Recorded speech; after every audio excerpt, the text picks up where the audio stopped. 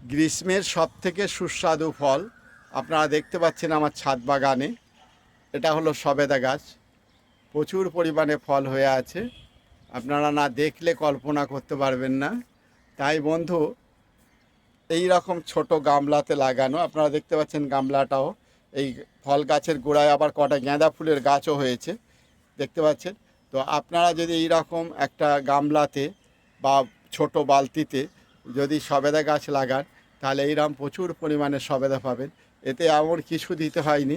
যখন এই গাছটা লাগানো হয়েছিল তখন কয়েকটা ঘুঁটে নিয়ে এর গোড়ায় দিয়ে দেওয়া হয়েছিল, আর একটু খোল নিয়ে দিয়ে দেওয়া হয়েছিল একদম নিচেই। তারপরে মাটি তৈরি করে কোকোপিট, বালি এবং মাটি দিয়ে তৈরি করা, তারপরেই এখানে এইরকম ফল আমরা সারা বছর খেতে থাকি। এই ফল গাছটার বয়স প্রায় 3 বছর হয়ে গেছে। আমরা 3 বছর ধরে ফল খাচ্ছি, ফলের কোনো শেষ নেই। আর দেখতে পাচ্ছেন কিরম হাড়ে গুঁড়ে ফল হয়েছে।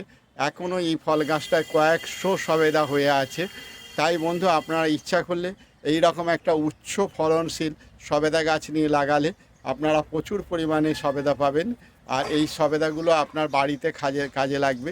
আর এই গরমকালে প্রচুর পরিমাণে সবেদা আপনাদের অবশ্যই ভালো লাগবে এবং আপনাদের মুক্ত করবে।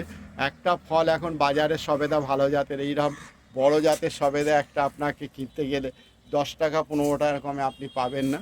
তাই বন্ধু, সকল এই রকম একটা ফলের গাছ লাগান, আপনাদের অবশ্যই ভালো লাগবে। সকলকে ধন্যবাদ।